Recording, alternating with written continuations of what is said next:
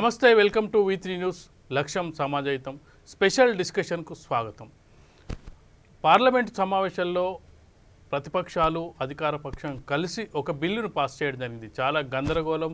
2 రోజుల ముందే పార్లమెంటు సమావేశాలు ముగిశాయి. కేవలం 127 రాజ్యాంగ సవరణకు సంబంధించిన ఓబీసీ బిల్లు మాత్రం ఇరు పక్షాలు కూర్చొని దాన్ని పాస్ చేయించడం జరిగింది. రాష్ట్ర ప్రభుత్వాలు అడగలేదు, రాష్ట్రాలకు అధికారం కావాలని చెప్పి ఓబీసీలను గుర్తిస్తామని చెప్పి. ఎందుకు కేంద్ర ప్రభుత్వం గతంలో రాష్ట్రాలకు ఉన్న అధికారాన్ని కేంద్ర ప్రభుత్వం తీసుకుంది, తిరిగి మళ్ళీ రాష్ట్ర ప్రభుత్వాలకి అప్పగించింది? ఎందుకంటే దీన్ని అధికార పక్షం ప్రతిపక్షం దగ్గరుండి రాష్ట్ర ప్రభుత్వానికి అప్పగించడంలో కారణం ఏంటి, దీనివల్ల ఉపయోగాలు ఏంటి, కేంద్రం దగ్గర ఉంటే వచ్చే లాస్ ఏంటి, రాష్ట్ర ప్రభుత్వాలకు ఇవ్వడం వల్ల వచ్చే ఉపయోగం ఏంటి, దీనిపై మనతో చర్చించడానికి కేవీ రావు గారు ఉన్నారు, అడిషనల్ డైరెక్టర్ డిఆర్డి ట్రేడ్ ఉన్నారు, డిఆర్డిఎస్. నమస్తే రావు గారు. రావు గారు, ముఖ్యంగా చూసుకున్నట్టయితే ఇటీవల పార్లమెంట్ సమావేశాలు ముగిశాయి. అంటే చాలా గందరగోళం. అసలు ఒక బిల్లు ఇంత సజావుగా పాస్ అవుతుంది అని ఎప్పుడు కూడా ఊహించినటువంటి సందర్భం అది. ఎందుకంటే రోజు పార్లమెంట్ సమావేశాలు, వాకౌట్లు, వాగ్యుద్ధాలు, బెంచీలు ఎక్కడం ఇవన్నీ చూస్తున్న తరుణంలో మధ్యలో సడన్గా 127 అనేది పాస్ అయింది. అసలు 127కు ఉన్న ప్రాధాన్యత ఏంది? 127 అనేది అంత ఈజీగా పాస్ అవ్వడానికి కారణం అన్నట్టు. బేసికల్గా భరత్ గారు, మీరు మన కాన్స్టిట్యూషన్ కనుక చదివే ఉంటారు. కానీ ఈ పర్టికులర్గా ఏంటంటే ఇంతకుముందు ఎప్పుడు కూడా ఈ దేశంలో మనకు ఉన్న జనాభా లేటెస్ట్ అవైలబుల్ సెన్సెస్ 1932లో అది ఉంది. ఓకే, ఆ 1932లో లెక్క ప్రకారం 52% బీసీలు ఉన్నారనేది. సో వీళ్ళకి సంబంధించి కాన్స్టిట్యూషన్లో ఆర్టికల్ 340లో ఒక ప్రొవిజన్ పెట్టడం జరిగింది. ఏదైనా ఈ దేశంలో బ్యాక్వర్డ్ క్లాసెస్ పీపుల్ ఎక్కడైనా వాళ్ళ రిప్రజెంటేషన్ గవర్నెన్స్లో కానీ ఇంకెక్కడైనా విద్యా వ్యవస్థలో కానీ లేకపోతే వాళ్ళకి ప్రొవిజన్ కల్పించండి, రిజర్వేషన్ ఫామ్లో కల్పించమని 340 ప్రకారం ఉంది. అలానే కానీ ఆ తర్వాత ఏమైంది, మీరు బాగా చూస్తే government of India as time passed ఈ ప్రొవిజన్స్ అయితే ఉన్నాయి కానీ వీటిని మానిటర్ చేయడానికి ఎవరు లేరు.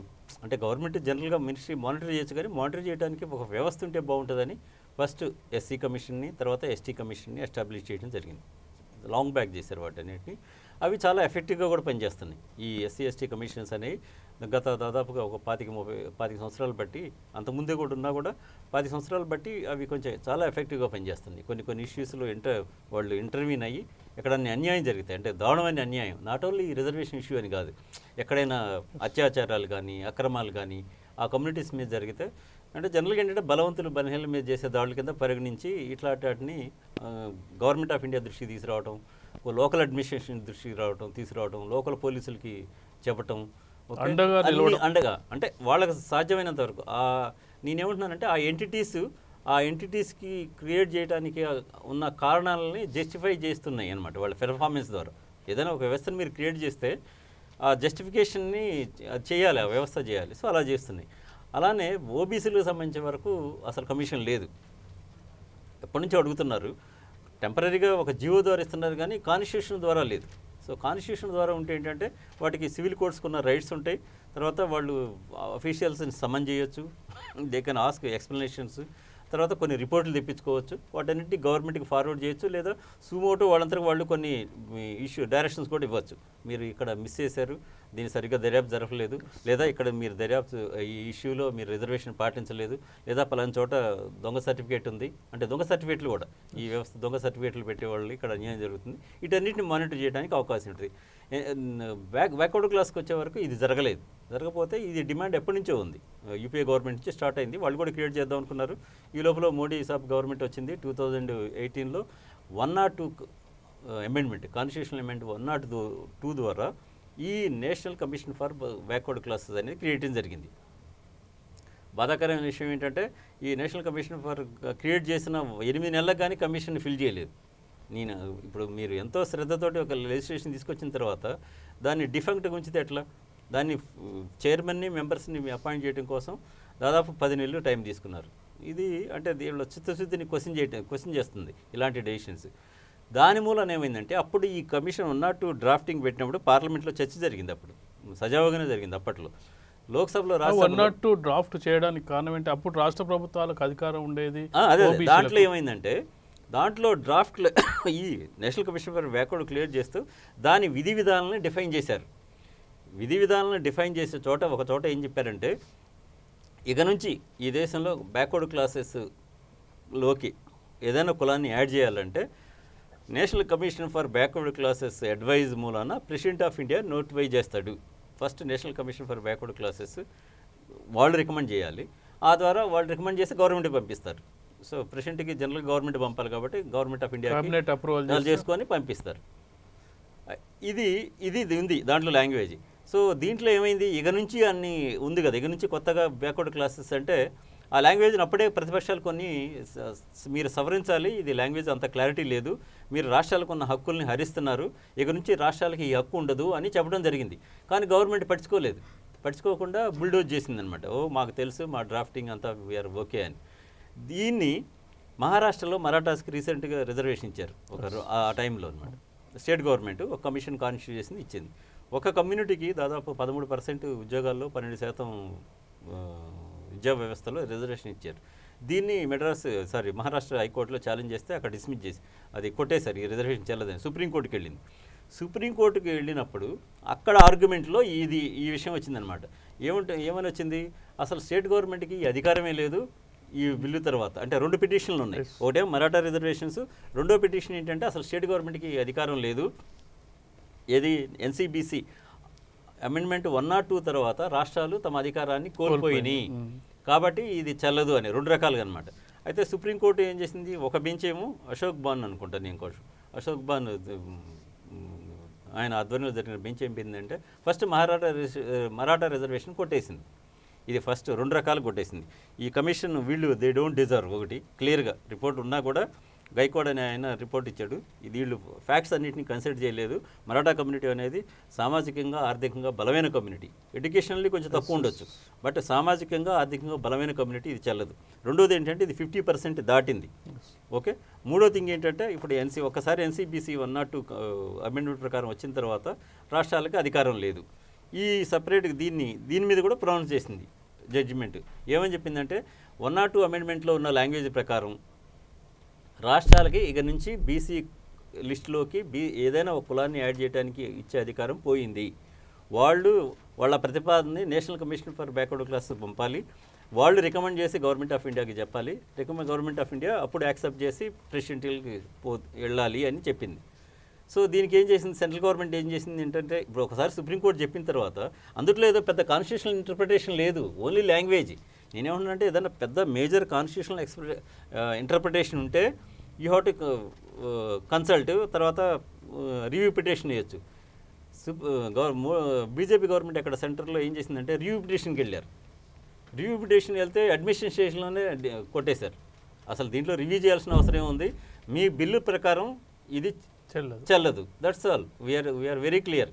The language, the phrases, the commas, full stops, words, what ever you have used, దాని ప్రకారం స్టేట్ గవర్నమెంట్స్కి ఉన్న పవర్ పోయింది అనేది. అయితే ఇది రిలీజ్ అయ్యారు. అప్పుడు రిలీజ్ అయ్యి, ఎందుకంటే బీజేపీ ఇక్కడ గమనించండి, మీరు ఒక మంచి పాయింట్ చెప్పారు, అప్పటి వరకు గందరగోళంగా ఉన్న పార్లమెంటు ఈ బిల్లుకి వచ్చేసరికి ప్రశాంతంగా బ్రహ్మాండంగా ఆమోదించారు. ఎందుకంటే ఇరుపక్షాలకి ఇంట్రెస్ట్ ఉంది అందులో. బీజేపీకి కొన్ని స్టేట్ గవర్నమెంట్లు ఉన్నాయి కదా, అలానే కాంగ్రెస్కి కొన్ని స్టేట్ గవర్నమెంట్ ఉన్నాయి, మిగతా పార్టీలు కూడా కొన్ని స్టేట్ గవర్నమెంట్లు ఉన్నాయి కదా. వీళ్ళు మళ్ళీ తిరిగి 127 సవరణ చేసి మళ్ళీ తిరిగి రాష్ట్రాలకు అప్పగించడానికి సుప్రీంకోర్టు తీర్పే కారణం అంటారు. ఎగ్జాక్ట్లీ అదే తీర్పు. యాక్చువల్గా అంత ముందు కూడా ఉందండి భరత్ గారు. కొన్ని విషయాలను ఏం చేయాలంటే మనకి పర్సనల్గా కొన్ని ఒపీనియన్ ఉండొచ్చు, but constitution is ultimate. Constitution యొక్క నైసర్గిక స్వరూపం, దాన్ని మనం చేంజ్ చేయడానికి ఏ గవర్నమెంట్ కూడా చేంజ్ చేయడానికి పదే చెప్పేది అది కూడా రాజ్యాంగ స్ఫూర్తికి వ్యతిరేకంగా ఏ అమెండ్మెంట్ చేయకూడదు. కేశవానంద భారత్ కేసులో కూడా అది ఇప్పటికి కూడా ల్యాండ్ మార్క్ జడ్జిమెంట్ అనమాట. అదేం చెప్పిందంటే పార్లమెంట్కి కూడా రాజ్యాంగ సవరణ చేసుకునే హక్కు ఉంది, కానీ మౌలిక స్వరూపాన్ని చేంజ్ చేసే హక్కు లేదు. అంటే మీరు ఈ వ్యవస్థలో అంతా తీసేసి నేను ముఖ్యమంత్రులను ఉంచను, నెక్స్ట్ మీ కంప్లీట్ గవర్నర్లతోనే పరిపాలిస్తానంటే కుదరదు. అదేనమాట మౌలిక స్వరూపం. అలానే సోషల్ రిజర్వేషన్స్, కొన్ని ఆర్టికల్స్కి సంబంధించిన వరకు ఫండమెంటల్ రైట్స్, వీటికి ఇబ్బందికరంగా మీరు దేన్ని కూడా తీసుకురావడానికి లేదు. ఎమర్జెన్సీలో ఐ థింక్ 42 కాన్స్టిట్యూషనల్ అమెండ్మెంట్ అనుకోండి, జనతా పార్టీ కూడా పెట్టింది ఇలాంటిది అనమాట, ఇలాంటివి చేయకూడదనే ఉద్దేశంతో. సో ఇక్కడికి వచ్చేసరికి ఏమైంది, సుప్రీంకోర్టు అది ఆ విధంగా చెప్పిన తర్వాత అసలు అర్థం చేసుకోవాల్సింది ఏంటంటే మనదే ఫెడరల్ స్ట్రక్చర్. ఫెడరల్ స్ట్రక్చర్లో రాష్ట్రాలకు ఇప్పటి వరకు 1950 నుంచి ఇప్పటికి కూడా రాష్ట్రాలకి అధికారం ఉంది. మనం ఒక చిన్న విషయం, మనకు పేపర్లో వచ్చిన ఇన్ఫర్మేషన్ ప్రకారం ఏంటంటే గుజరాత్లో నరేంద్ర మోడీ గారి కులం కూడా ఇనిషియల్గా బీసీ కాదు. ఆయన ముఖ్యమంత్రిగా ఉన్నప్పుడు ఆ కులాన్ని బీసీ లిస్టులోకి యాడ్ చేయడం జరిగింది. అంటే ఇక్కడ ఇదొక గందరగోళం కనిపిస్తుంది. కొంతమంది అసలు సెంట్రల్ గవర్నమెంట్ ఆధీనంలోనే ఉండాలి, స్టేట్లకు ఇవ్వద్దు, ఈ ఓబీసీలను గుర్తించే పని అలా చేసినట్టయితే ఎవరికి వాళ్ళు స్వార్థంగా ఉపయోగించుకుంటారు. దానికి ఎగ్జాంపుల్గానే మనం నరేంద్ర మోడీని చాలామంది చెప్తుంటారు. తను పుట్టడం మాత్రం ఓసీ కులంలో పుట్టడం జరిగింది, తను సీఎం అయిన తర్వాత దాన్ని బీసీకి మార్చడం. అంటే అలాంటి అవరోధాలు కూడా వచ్చే అవకాశం ఉంది కదా. ఇప్పుడు మనం చూస్తే తెలంగాణ రాష్ట్రంలో గతంలో 92 కులాలు ఎంతో ఉంటే ఆ సంఖ్య 112 దాకా పోయింది. అంటే రాజకీయ అవసరాలు వీటి కోసం కూడా మార్చుకునే అవకాశం ఉందంట. అది కేంద్రంలో ఉంటే బెటర్ అంటారా, రాష్ట్రంలో ఉంటే బెటర్ అంటారా? ఇది అంటే భరత్ గారు, ఒకటేంటంటే పర్సనల్గా నా ఉద్దేశం ఏంటంటే మిస్యూజ్ అనేది ఎవరైనా చేస్తారండి. ఒక స్టేట్ గవర్నమెంట్ చేస్తుంది, సెంట్రల్ గవర్నమెంట్ చేయదు అనేది లేదు. ఇప్పుడు మీరు ఇంతకుముందు చూస్తే మరాఠా రిజర్వేషన్స్ పెట్టింది BJP government, central government, BJP state government ఉన్నప్పుడే పెట్టింది. శివసేన, కాంగ్రెస్, ఎన్సీపీ గవర్నమెంట్ పెట్టలేదు, వాళ్ళే పెట్టింది, వాళ్ళే పెట్టారు. రాష్ట్రాలకు ఉన్న నేనేమంటున్నానంటే ఇట్లాంటి విషయాల్లో ఎవరి దగ్గర ఉన్నాననేది మిస్యూజ్ 2 రకాలు జరుగుద్ది, మంచి కూడా 2 రకాలు జరుగుద్ది. మీరు కరెక్ట్గా చెప్పారు. అనంతరామన్ కమిషన్ ఉమ్మడి ఆంధ్రప్రదేశ్లో బీసీ లిస్టులు తయారు చేయడానికి ఇచ్చినప్పుడు 93 కులాలే ఉన్నాయి. మరి ఇప్పుడు చూస్తే తెలంగాణలో దాదాపు 120-130 కులాలు అయినాయి. మొన్న ఈ మధ్య ఒక 17 కులాలను కూడా యాడ్ చేశారు. అలానే ఆంధ్రాలో కూడా దాదాపు 140 కులాలు అయినాయి. 93 నుంచి 140 కులాలు అయితే వచ్చినాయి, కానీ 25% రిజర్వేషన్ అలానే ఉంది. సో అంటే దాన్ని ఈ మధ్య శరద్ పవార్ గారు ఒక మంచి డైలాగ్ చెప్పారు. మీరు 100 ప్లేట్లు భోజనానికి ఆర్డర్ చేసి మీరు 400 మందిని అన్నారు గెస్టులు, తర్వాత 500 అంటున్నారు, 600 అంటున్నారు. అంటే ఆ 100 మందిని షేర్ చేసుకోవటానికి అనమాట. సో అది చాలా అప్రాపరేట్గా మాట్లాడే ఆయన మెచ్యూర్డ్ పొలిటీషియన్ కాబట్టి. సో నేనేమంటున్నానంటే దీనికి చెక్స్ అండ్ బ్యాలెన్సెస్ ఉన్నాయండి, నేను కాదంటలేదు. ఇప్పుడు రాష్ట్రాలు ఉంటే మిస్యూజ్ జరగదంటలేదు. అలానే మంచి జరగదని కూడా అనుకోవడానికి లేదు. కొన్ని మంచి కూడా జరిగినాయి, కొన్ని మిస్యూజ్ కూడా జరిగినాయి. కొన్ని కులాలు అవి బీసీ కులాలు కాకపోయినా కూడా యాడ్ చేయడం జరిగింది, కాదంటలేదు. కానీ మీకు రాష్ట్రానికి ఉన్నంత ఎక్స్పర్టైజ్, నేనేమంటాను, ఒక రాష్ట్ర ప్రభుత్వానికి ఉన్నంత సమగ్రమైన సమాచారం, లోకల్కి reality national commission for backward క్లాసెస్కి ఉండదు. ఇంకొక సమస్య కూడా వస్తుంది నేషనల్ గవర్నమెంట్కి ఉండేది ఏంటంటే, ఒక స్టేట్లో బీసీ ఉన్నారు, మరో స్టేట్లో ఓసీ ఉంటారు, ఇంకో స్టేట్లో ఎస్సీ ఉండే ప్రమాదం కూడా ఉంది. ఆ ప్రమాదాన్ని గుర్తించడంలో నేషనల్ కమిషన్ విఫలమయ్యే అవకాశం ఉంది. అందరినీ కామన్గా బీసీలనే చేసినట్టయితే వాళ్ళు కర్ణాటక లాంటి ప్లేస్లో అక్కడ ఓసీలు ఉన్న సందర్భం కూడా ఉంది. కరెక్ట్, మీరంతా ఈ పాయింట్ యాక్చువల్గా this is called inconsistency in law అనమాట. ఇప్పుడు ఒక కులం యొక్క సామాజిక ఆర్థిక పరిస్థితులు ఒక స్టేట్లో కానీ ఇంకో స్టేట్కి చేంజ్ అవ్వటానికి, అంటే సామాజిక గౌరవం ఆల్మోస్ట్ సిమిలర్గా ఉంటుంది, కానీ ఆర్థిక పరిస్థితులు, ఎడ్యుకేషనల్ పరిస్థితులు కొన్ని చేంజ్ అవ్వడానికి అవకాశం ఉంటుంది. ఇప్పుడు మన రాష్ట్రంలో ఫర్ ఇన్స్టెన్స్ మీరు చూస్తే బోయ కులం అనేది బీసీలో ఉంది, వేరే కర్ణాటకలో ఎస్టీలో ఉంది. అలానే మన రాష్ట్రంలో ఉన్నప్పుడు సోకాళ్ళు మన అప్పర కులాలు అనే రెడ్డి కమ్మాస్ని మీరు తీసుకుంటే కర్ణాటకలో బీసీలో ఉన్నాయి. పరిస్థితులు ఏంటంటే అక్కడున్న లోకల్ పరిస్థితులు, సామాజిక పరిస్థితుల గురించి వీటిని జరగటం అనేది ఒకటి. వీటిని ఇన్కన్సిస్టెన్సీ అనమాట, లాలో ఉన్న అంటే అండర్స్టాండింగ్లో ఉన్న ఇన్కన్సిస్టెన్సీ. దాన్ని మనం కంప్లీట్గా తప్పు పట్టలేము అనేది వేరే రాష్ట్రాలకు మారిపోతుంటాయి. సో ఇలాంటి ఇంబ్యాలెన్సెస్, ఇన్కన్సిస్టెన్సీస్ మనం చూస్తూ ఉండొచ్చు. కానీ రాష్ట్రానికి ఉన్న అధికారాన్ని మీరు హరించకూడదు. నా పాయింట్ ఏంటంటే అది చెడు జరుగుతుంది కదా అని తీసేస్తానంటే ఎట్లా? మీరు ఒక మంచి పని చేసేటప్పుడు ఇటీవల ఒక విశ్లేషణలో ఒక విశ్లేషకులు చెప్పింది ఏంటంటే, కేంద్ర ప్రభుత్వం ఎన్డీఏ ప్రభుత్వం వచ్చిన తర్వాత రాష్ట్ర ప్రభుత్వాల అధికారాలన్నింటినీ తీసుకుంటుంది, మొదటిసారిగా ఒక అధికారాన్ని తిరిగి రాష్ట్ర ప్రభుత్వాలకు అప్పగించింది. అది ఒక మంచి నిర్ణయం అని చెప్పి. అంటే బేసికల్గా నేనేమంటున్నానంటే దీన్ని మనం దాని మీద అంత కరెక్ట్గా కంక్లూజివ్ ఒపీనియన్ మనం చెప్పలేం. ఇప్పుడు అది తీసుకొని మళ్ళీ తిరిగి ఇచ్చింది. ఇప్పుడు వ్యవసాయ చట్టాలే చూడండి. నేను అనేది ఏంటంటే, మీరు దీన్ని డిస్కస్ చేసే ముందు వ్యవసాయ చట్టాలను కూడా తీసి, వ్యవసాయ చట్టం అనేది ఉమ్మడి దాంట్లో ఉంది, అలానే హెల్త్ కూడా ఉమ్మడి లిస్టులో ఉంది. మరి సెంట్రల్ గవర్నమెంట్ లెజిస్లేషన్ చేసేసింది, ఏ స్టేట్ గవర్నమెంట్ని అడగలేదు, ఎవరిని అడగలేదు. సో ఆ బిల్స్ని రిపీల్ చేయమంటే, అంటే తీసేయమంటే తీసేయట్లేదు సెంట్రల్ గవర్నమెంట్ ఆఫ్ ఇండియా.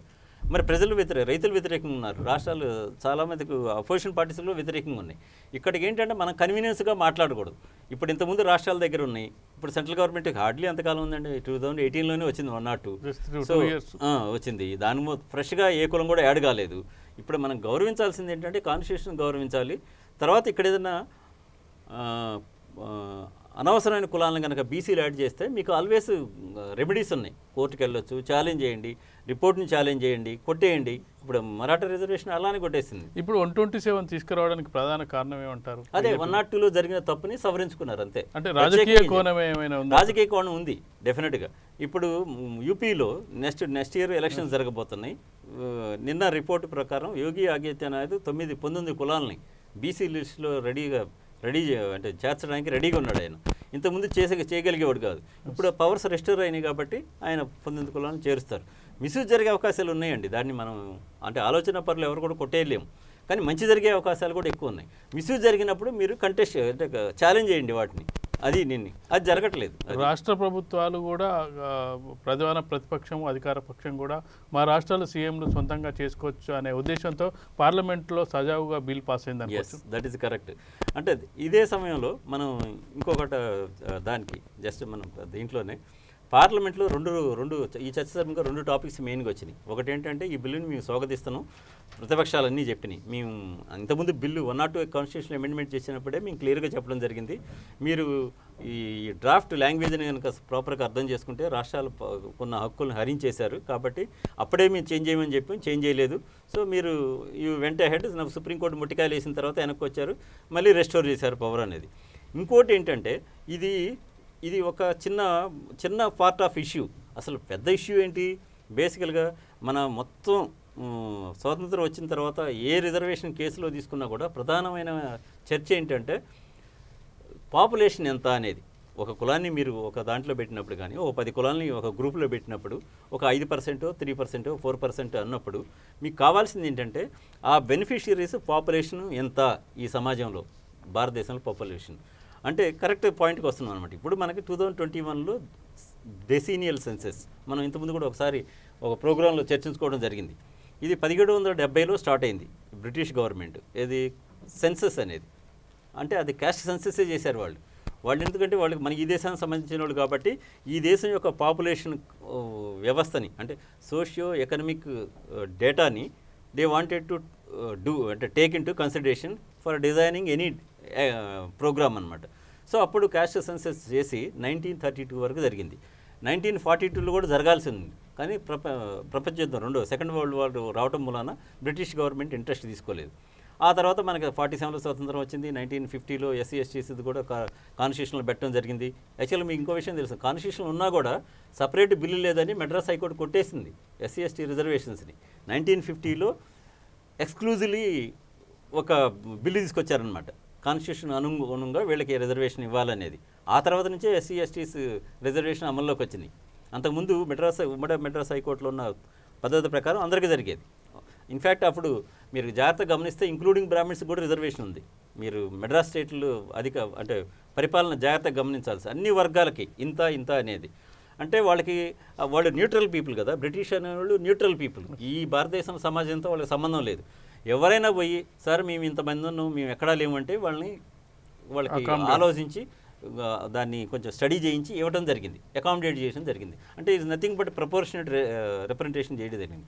ఇప్పుడు మనం మేజర్ సమస్యకి వద్దాం. డెసీనియల్ సెన్సెస్ 2021లో బీజేపీ గవర్నమెంట్ ఈ డిమాండ్ కూడా ఎప్పటి నుంచో ఉంది, యూపీఏ గవర్నమెంట్ నుంచి ఉంది.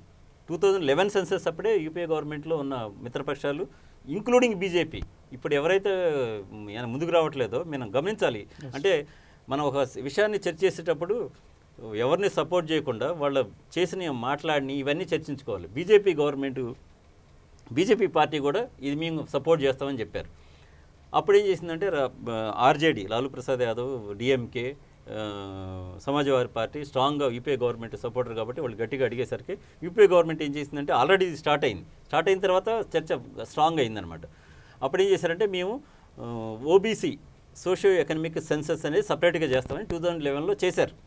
అంటే పార్ట్ ఆఫ్ డెసీనియల్ అంటే దశాబ్దానికి చేసే జనాభా లెక్కల్లో చేయకుండా సపరేట్గా 2011లో అది వచ్చేసిన తర్వాత సపరేట్గా చేశారు. దాని డేటా ఇప్పటికి కూడా అవైలబుల్ ఉంది. దాన్ని ఈ బీజేపీ గవర్నమెంట్ వచ్చిన తర్వాత దాన్ని బయటపెట్టి దాని ప్రకారం మీరు సుప్రీంకోర్టులో కానీ హైకోర్టులో కానీ ఎప్పుడైనా సరే సోషల్ రిజర్వేషన్ 50% దాటొద్దని సుప్రీంకోర్టు ఒక జడ్జిమెంట్ ఇచ్చింది కదా. సో దాన్ని సవరించాలన్నా లేదా మీరు గవర్నెన్స్లో డిఫరెంట్ కులాలకి వెల్ఫేర్ స్కీమ్స్ కానీ డెవలప్మెంటల్ స్కీమ్ కానీ మీరు బడ్జెట్ కానీ కేటాయించాలంటే మీకు జనాభా లెక్కలు ఉండాలి. కాబట్టి జనాభా లెక్కలు ఉంటున్నాయి కానీ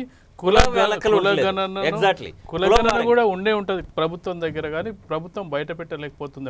ఎందుకంటే సెన్సెస్ తీసుకున్నప్పుడు వాళ్ళకి సంబంధించిన పూర్తి వివరాలు తీసుకుంటారు కదా. అంటే ఎస్సీ ఎస్టీ అయితేనే కాలం ఉంది, మిగతా వాళ్ళని అడుగుతారు కానీ రికార్డు చేయరు. ఇప్పుడు సెన్సెస్ లో జరుగుతుంది ఏంటంటే మిగతా ఇప్పుడు తెలంగాణ ప్రభుత్వం ఒక ప్రయత్నం చేసింది, దాన్ని కూడా బయట పెట్టలేదు. వాళ్ళ దగ్గర వాళ్ళ రాజకీయం కోసం ఉపయోగించుకుంటున్నారు. అందుట్లో డౌటే లేదు. టీఆర్ఎస్ గవర్నమెంట్ సమగ్ర కుటుంబ సర్వే చేసి ఆ డేటా అంతా ఉంది. ఇంట్లో ఏమున్నాయి, బండి ఉందా, కారు అన్ని తీసుకున్నారు, అసలు పూర్తి కులం కూడా ఉంది, దాంట్లో కులం ఉంది, పెంకుటిల్లా ఏమిల్లు అన్ని తీసుకున్నారు. ఆ డేటాని కేసీఆర్ గారు చాలా తనకి పథక రచనలు అంటే తన డిఫరెంట్ పథకాల కోసం మంచిగా యూజ్ చేస్తున్నారని ఆశిద్దాం. అంటే పొలిటికల్ గెయిన్ కూడా ఉపయోగిస్తారు.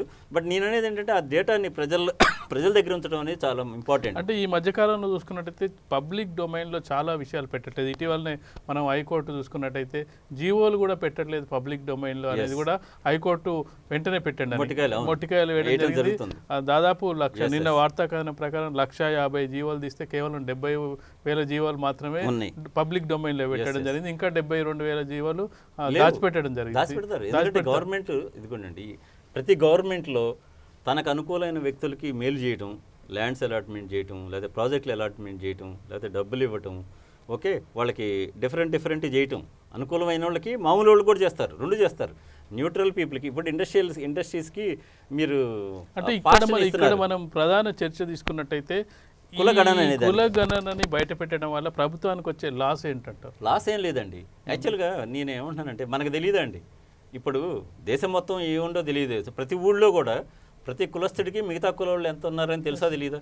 ఆల్మోస్ట్ మనం ఇంతకుముందు కూడా డిస్కస్ చేసాం. ఒక ఎమ్మెల్యేగా కంటెస్ట్ చేసే వ్యక్తికి ఆ నియోజకవర్గంలో ప్రతి ఊర్లో ఎవరెంత ఉన్నారనేది క్లియర్గా తెలుసండి. రాజకీయ పార్టీలు కూడా మొత్తం తెలుసు, వాళ్ళకి టికెట్లు అట్లనే ఇస్తారు కదా, ఆ కులం వాళ్ళకి ఇస్తేనే గెలుస్తారు అన్నట్టుగా. ఇప్పుడు అది వాళ్ళకి ఇప్పుడు హుజూరాబాద్ ఎన్నిక తీసుకుంటే ఏ కులం ఓట్లు ఎన్ని ఉన్నాయని క్లియర్ గా లెక్క అందరికి తెలుసు. 1,20,000 ఓట్లు బీసీలు ఓట్లు ఉన్నాయి కాబట్టి ఈటెల రాజేందర్ని దెబ్బ కొట్టాలంటే ఇంకో బీసీ వ్యక్తిని పెడితేనే పెట్టడం జరిగింది. దళిత మంది ఇస్తే 50,000 ఓట్లు మాకు వస్తాయి, దాంట్లో రెడ్డి ఓట్లు అన్ని ప్రతి లెక్క వాళ్ళ కౌశిక్ రెడ్డికి ఎమ్మెల్సీ ఇవ్వడం కూడా అదే, వాళ్ళని అట్రాక్ట్ చేయడం కోసం. సో పథక రచన అంతా కులగణం మీదే జరుగుతుంది. పొలిటికల్ పార్టీలు వాళ్ళ పథకాల మొత్తాన్ని అంటే గెలవడానికి కావాల్సిన పథకాలు మిగతాటికి కూడా కుల వ్యవస్థ మీదే జరుగుతుంది. కానీ కులగణన చేయడానికి ఇబ్బంది ఏంటి?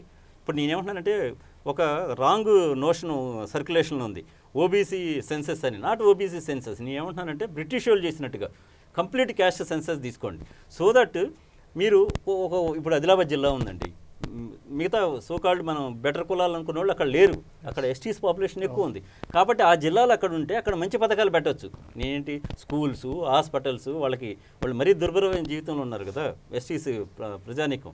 సో నేనేమంటున్నా అది కావాలి. కులగణన ఇన్ఫర్మేషన్ గవర్నమెంట్ ఆఫ్ ఇండియా దగ్గర లేకపోవడం వలన స్వాతంత్రం వచ్చిన తర్వాత మీకు రిజర్వేషన్ మీద అయితే ఎన్నైతే కేసులు ఉన్నాయో ఆ కేసులన్నీ కులగణన లేకపోవడం వల్లనే కంక్లూజివ్గా డెసిషన్స్ రాలేదు. ఇక్కడ రాష్ట్ర ప్రభుత్వాలు ఇంకో విషయం కూడా ఉంది, ఈడబ్ల్యూఎస్. ఇంకొక మేజర్ పాయింట్కి వద్దాం. బీజేపీ గవర్నమెంట్ 2018 ఎలక్షన్ ముందు, అంటే నేను ఇందాక ఆ పాయింట్ కంప్లీట్ చేయలేదు. బీజేపీ ఏముందంటే 2011లో చేసిన సోషియో ఎకనామిక్ సెన్సెస్ని యూపీఏ చేసింది మీరు బయట పెట్టినంటే అవసరం లేదు, ఇది వీ అగ్రీ, బట్ ఎందుకు మేము 2021లో క్యాస్ట్ సెన్సెస్సే చేస్తాం, పక్కా క్యాస్ట్ సెన్సెస్ చేస్తాం, ఇది అందుకని మేము బయట పెట్టట్లేదు. లేకపోతే దీన్ని బయట పెట్టి మళ్ళీ ఒక ఎక్స్పర్టింగ్ కమిటీని కాన్స్టిట్యూట్ చేసి దీని మీద డెసిషన్లు తీసుకునే కంటే క్యాస్ట్ సెన్సెస్ వస్తే that will answer all the questions, all legal questions. ప్రజలకి, గవర్నమెంట్కి, తర్వాత న్యాయ వ్యవస్థ కూడా ఒక కంప్లీట్ పిక్చర్ ఉంటుంది. మా దేశంలో ఇదిగో ఇన్ని కులాలు ఉన్నాయి, ఒక 4,000 కులాలు ఉన్నాయి, లేదా 3,600 ఉన్నాయి, లేదా 3,800 కులాలు ఉన్నాయి. ఈ రాష్ట్రాల్లో ఈ కులాల నిష్పత్తి ఇలా ఉంది. ఓకే, ఈ కులాల్లో వీళ్ళు ఓసీ, వీళ్ళు బీసీ, ఇట్లా ఆ రాష్ట్రానికి సంబంధించి ఆ స్థానికంగా ఆ రాష్ట్రాన్ని బట్టి. ఇంకో రాష్ట్రంలో ఎస్సీ. ఇప్పుడు రజకులు కూడా మీరు చూస్తే మన రాష్ట్రంలో బీసీలు ఉన్నారు, కొన్ని రాష్ట్రాల్లో ఎస్సీలో ఉన్నారు. నేను అలాంటిది అనమాట. అది ఇన్కన్సిస్టెన్సీ అనే ఇష్యూని పక్కన పెడితే మీకు ఒక పిక్చర్ వస్తుంది. కులగణన అనేది తప్పకుండా చేయాల్సిన ఫస్ట్ కార్యక్రమం అండి. స్వాతంత్రం వచ్చిన తర్వాతే ఫస్టే చేసి ఉండాల్సింది. ఇప్పుడు సుప్రీంకోర్టు ఏం చెబుతుంది, ఏ కోర్టు అయినా మీరు 1932లోది ఇప్పుడు 1932 నుంచి ఇప్పటికి చూస్తే ఆల్మోస్ట్ 90 సంవత్సరాలు అయిపోయింది.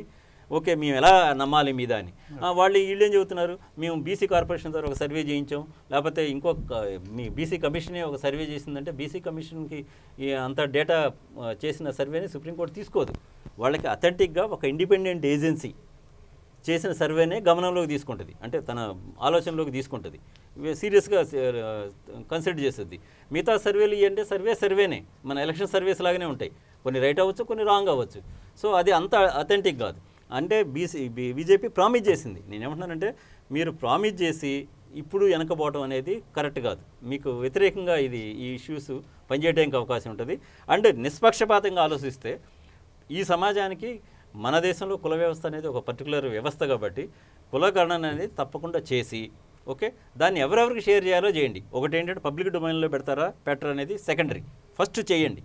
తర్వాత అట్లీస్ట్ న్యాయ వ్యవస్థకి అందుబాటులో ఉంచండి. న్యాయ వ్యవస్థ చూసుకుంటుంది. ఓకే, ఇప్పుడు లెజిస్లేషన్ చేసి మొన్న కేసీఆర్ గారు పవర్లోకి వచ్చిన తర్వాత ముస్లిమ్స్కి 12% రిజర్వేషన్ అని చెప్పాడండి. ఏబిఎస్ మీదకి చెప్పాడు. 12% రైటారంగా పక్కన పెట్టండి.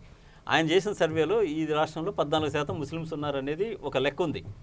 నువ్వు రిలిజియన్ అంటే మతాన్ని మతగణన చేస్తున్నావు, ఎస్సీ పాపులేషన్ కౌంట్ చేస్తున్నావు, ఎస్టీ పాపులేషన్ చేస్తున్నావు. ఇంకా చేయాల్సింది ఏముంది, మిగతా కులాలను కూడా కౌంట్ చేస్తే సరిపోద్ది. 12 చేసేస్తే అది జరగలేదు, అది వేరే విషయం. అంటే నువ్వు 12% ఏబీసీ మీద పెట్టావంటే బీసీ కమిషన్ ఒక రిపోర్ట్ ఇచ్చింది. అంతకుముందు ఆ బీసీ కమిషన్ బీసీల గురించి వర్క్ చేయలే, ఒక రిపోర్ట్ కూడా ప్రాపర్గా సబ్మిట్ చేయలేదు. ఉన్న 3 సంవత్సరాల్లో వెళ్తూ చివరిలో ఒక 14 కులాలను 17 కులాలను బీసీ ఏలో చేర్చేసేయండి, దాంట్లో 3 దీంట్లో 14. అంటే ఆ బీసీ కమిషన్ ఉన్న కులాలు వ్యక్తులు వాళ్ళ గ్రూపుల్లో కాకుండా మిగతా వాళ్ళు యాడ్ చేయమని చెప్పారు. వాళ్ళకి ఆ నిబద్ధత కూడా లేదనమాట. ఇప్పుడు ట్రాన్స్పరెంట్గా ఉండాలండి. నేను అనేది అంటే నువ్వు బీసీ కమిషన్ మెంబర్గా కానీ చైర్మన్గా ఉన్నావంటే నీకు పూర్తి అవగాహన ఉండాలి ఫస్ట్, అంటే నిష్పక్షపాతంగా ఉండాలి. నువ్వు యాడ్ చేసేటప్పుడు 4 గ్రూపులు ఉన్నాయి, ఒక గ్రూప్ అంటే వదిలేసేయండి, ఏ బి డి ఉన్నాయి, వాటిలో యాడ్ చేయమని చెప్పాలి అప్రాపరేట్గా.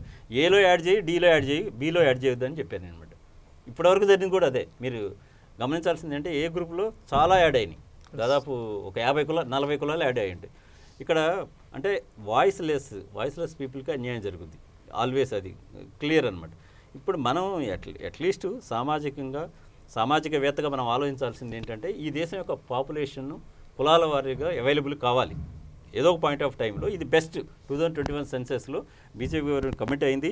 దాని మీద కూడా నేనేమన్నా పార్లమెంట్లో రెండో టాపిక్ ఏంటంటే ఇది అడిగారు, అవకాశం కూడా కనిపిస్తుంది. అలాగే కోడి మూలాన వచ్చింది, జరగలేదు, స్టార్ట్ కాలేదు, మరొక 2 ఏళ్ళు 3 ఏళ్ళు పట్టు అవుద్ది. డెఫినెట్గా ఈ సంవత్సరం కూడా I don't think it will start. So next ఇయర్గా చేసే బదులు ఇప్పుడే ఆ కులగణన కూడా చేసేస్తే ఈ దేశంలో ఉన్న సమాజాన్ని మొత్తానికి అండ్ డెమోక్రటిక్ ఇన్స్టిట్యూషన్స్ అన్నిటికీ, డెమోక్రటిక్ ఇన్స్టిట్యూషన్స్ అంటే పార్లమెంటు, లెజిస్లేచర్స్, న్యాయ వ్యవస్థ, పత్రికా వ్యవస్థ, ఓకే, అన్నిటికీ ఒక సమగ్రమైన సమాచారాన్ని మనం ఇచ్చిన వాళ్ళం అవుతాం. దాన్ని ఎలా వాడుకుంటారు ఏంటి పొలిటికల్ డైనమిక్స్ అనేవి మీరు ఎప్పుడు ఆపలేరు. పొలిటికల్ డైనమిక్స్ ఇప్పుడు కూడా చేస్తున్నారు. యూపీలో ఎక్కువ మందికి ఓబీసీలకు కేంద్ర మంత్రివర్గంలో స్థానం కల్పించారంటే అత్యంత వెనుకబడిన వాళ్ళు ఎవరో వాళ్ళకి కల్పించి వాళ్ళ ద్వారా లబ్ధి పొందాలనే ప్రయత్నం జరుగుతూనే ఉంది. నేను అదే అంటున్నా, మీరు కులపరంగానే అన్నీ చేస్తున్నారు కానీ కులగణన చేయడానికి వ్యతిరేకం ఏంటి? నువ్వు చేసేది day in and day out కులగణనే చేస్తున్నారు. అక్కడ దగ్గర ఎందుకంటే మన ఎస్సీలో కూడా మీరు చూడండి, ఇప్పుడు 2 వర్గాలు ఉన్నాయి కదా. మీరు లాస్ట్ 30 years బ్యాక్ ఉన్న వాళ్ళ అసెంబ్లీలో ఇచ్చిన టికెట్లను ఇప్పుడు ఇస్తున్న టికెట్లను అబ్జర్వ్ చేయండి. మందకృష్ణ గారు ఫ్రేమ్లోకి వచ్చిన తర్వాత, అంటే పబ్లిక్ వ్యవస్థలోకి వచ్చిన తర్వాత ఎక్కువ సీట్లు వస్తున్నాయి. నేనేమన్నా అది ఒక వ్యక్తి తన వాయిస్ని అప్రాప్రియేట్ లాజిక్ తోటి గట్టిగా వినిపించినప్పుడు సమాజం అర్థం చేసుకుంటుంది, పొలిటికల్ పార్టీస్ కూడా అర్థం చేసుకుంటాయి, న్యాయ వ్యవస్థ కూడా అర్థం చేసుకుంటుంది. అది నేను అంటుంది. కులగణన అనేది ఎసెన్షియల్ అండి. దాన్ని అప్రాప్రియేట్ యూజ్కి పెట్టుకోండి. గవర్నమెంట్కి నేను చెబుతుంది అదే అనమాట. అప్రాప్రియేట్ యూజ్కి పెట్టండి. దాన్ని కంక్లూజివ్గా మీరు చేసి అంటే భవిష్యత్ తరాలకు కూడా ఒక ఫెయిర్ ఇన్ఫర్మేషన్ అవైలబుల్ ఉంటుంది. జ్యుడిషియరీ నుంచి కామెంట్ చేయదు. ఇప్పుడు 50% రిజర్వేషన్ని క్రాస్ చేయాలా చేయొద్దని డిబేట్ చేయండి. దాని గురించి ఇప్పుడు అసలు పాయింట్ నేను మర్చిపోయి ఈడబ్ల్యూఎస్ రిజర్వేషన్ 10% పెట్టారండి. మీకు పాపులేషన్ ఇప్పుడు ఈడబ్ల్యూఎస్లో ఏంటంటే సోకాల్డ్ అప్పర్ కాస్ట్లో ఉన్న పూర్ పీపుల్కి అని పెట్టు. మరి నీకు అసలు అప్పర్ కాస్ట్ పాపులేషన్ అయితే లేదు. ఫస్ట్ వాళ్ళలో పూర్ ఎంత ఉన్నారో కూడా తెలియాలి కదా. నువ్వు అట్లా డిఫెండ్ చేస్తేనే అది నిలబడుద్ది. లేకపోతే సుప్రీంకోర్టులో ఇంతవరకు హీరింగ్కి రాలేదు. అది వస్తే ఎప్పుడైనా కొట్టేయడానికి అవకాశం ఉంటుంది. కాబట్టి ఇది ఒక మంచి ఒపీనియన్ ఏంటంటే కులగణన అనేది చాలా ఇంపార్టెంట్. అన్నిటినీ సపోర్ట్ చేస్తుంది అది. మీరు ఈడబ్ల్యూఎస్ పెట్టండి, లేదా రేపు మైనారిటీలకి రిజర్వేషన్ పెట్టండి. ఇప్పుడు మన దగ్గర ఉంది కదా ముస్లిమ్స్కి రిజర్వేషన్ 4% ఉంది. దాన్ని డిఫెండ్ చేసుకోవాలన్నా కూడా ఉంది. మరి వాళ్ళని కౌంట్ చేసావు నువ్వు. ముస్లిమ్స్ని మతపరంగా వాళ్ళ జనాభా ఎంతోనే చెబుతున్నావు. మిగతా కులాలను గణన చేయడానికి అభ్యంతరం ఏంటి? ఎవరికి ఎటువంటి అభ్యంతరం ఉండాల్సిన అవసరం లేదు. అండ్ తెలంగాణ గవర్నమెంట్ మీరు అనడం ఫస్ట్ వచ్చినప్పుడే సమగ్ర కుటుంబ సర్వేలో అన్ని డీటెయిల్స్ ఉన్నాయి. సో అది అలాంటిది అనమాట. థ్యాంక్ యూ కేవీ రావు గారు. మీరు వచ్చి అసలు ఓబీసీ రిజర్వేషన్స్ కులగణన అలాగే 102 ఎందుకు వచ్చింది, ఎందుకు పెట్టారు, మళ్ళీ 127 ఎందుకు మార్చారు, దీనికి అన్నిటికి కారణాలు చూసుకున్నట్టయితే ఖచ్చితంగా కూడా రిజర్వేషన్స్ అనేది రాష్ట్రాలకు అధికారం ఇస్తే ఎక్కువ లాభాలు ఉంటాయి. సామాజిక పరిస్థితులు, ఆర్థిక పరిస్థితులు కూడా రాష్ట్రాలకు తెలుస్తాయి. దాంతోపాటుగా ముఖ్యమైన పని కులగణన అనేది. కులగణన చేసినట్టయితేనే ఆర్థిక పరిస్థితి తెలుస్తుంది. వాళ్ళకు రిజర్వేషన్స్ ఎంత అందుబాటులో ఉంచాలి, ఇస్తే ఎలా ఇవ్వాలి, ఇవన్నీ విషయాలు కూడా దాని ద్వారానే తెలుస్తాయి. కానీ కేంద్ర రాష్ట్ర ప్రభుత్వంలో ఉన్నప్పుడు ఒక మాట, ప్రభుత్వంలో ప్రతిపక్షంలో ఉన్నప్పుడు గట్టిగా పోరాడే పార్టీలు అధికారం కోల్పోయిన తర్వాత అధికారంలోకి వచ్చిన తర్వాత దానిపై దృష్టి పెట్టట్లేదు. అటు కాంగ్రెస్ అయినా, బీజేపీ అయినా, ఏ రాష్ట్ర ప్రభుత్వాలైనా, కేంద్ర ప్రభుత్వం అయినా అధికారంలో ఉన్నప్పుడు ఒక మాట, అధికారంలోకి దిగిపోయినాక మరొక మాట మాట్లాడుతున్నాయి. దీనివల్ల అది ముందుకు సాగట్లేదు. సుప్రీంకోర్టులు కూడా చాలాసార్లు ప్రశ్నిస్తున్నాయి రిజర్వేషన్ అంశాన్ని. కానీ ఏ అంశం వచ్చినప్పుడు మీ దగ్గర ఏమున్న లెక్కలు ఏంటి, కులాల గణలేంటి అనే అంశాన్ని పదే ప్రస్తావిస్తున్నాయి. వీటన్నిటికీ సమస్యకు పరిష్కారం కావాలంటే ఖచ్చితంగా సెన్సెస్లోనే కుల గణన చేసి పబ్లిక్ డొమైన్లో పెట్టినట్టయితే పబ్లిక్ కూడా తెలుస్తుంది భారతదేశంలో ఎన్ని కులాలు ఉన్నాయి, ఎన్ని వర్ణాలు ఉన్నాయి, ఎన్ని వ్యవస్థలు ఉన్నాయి. విభిన్న ఏకత్వంలో భిన్నత్వం అని మనం ఘనంగా చెప్పుకుంటున్న భారతదేశంలో ఇన్ని కులాల మధ్య కూడా మనకు సమతుల్యత ఉంది. ఈ విధంగా మనం భారతదేశ ప్రజాస్వామ్యం ముందుకెళ్తుందని చెప్పుకునే అవకాశం కూడా ప్రపంచ దేశాల ముందుంటుంది. కాబట్టి ఇప్పటికైనా పాలకులు ఖచ్చితంగా కూడా ఒక అంశాన్ని ప్రతిపక్షంలో ఉన్నప్పుడు ఒకలాగా, అధికార పక్షంలో ఉన్నప్పుడు ఒకలాగా కాకుండా ఖచ్చితంగా నిజాయితీగా వ్యవహరించాల్సిన అవసరం ఉంది. ఇది ఈరోజు స్పెషల్ డిబేట్ లక్ష్యం సమాజహితం V3 news. Thank you very much.